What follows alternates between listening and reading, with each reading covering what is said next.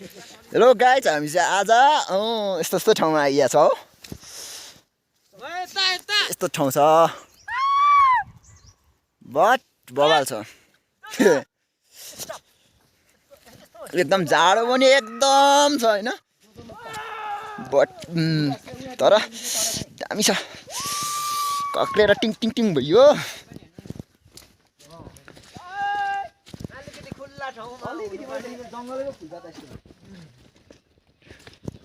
कपाल पनि यस्तो भइरहेछ हेलमेट लाएर हो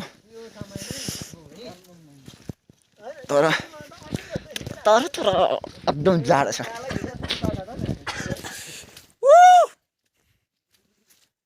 नाइस भ्यू गुराँस चाहिँ फेरि यहाँ अलिकति पिङ्क खालको फुल्दो रहेछ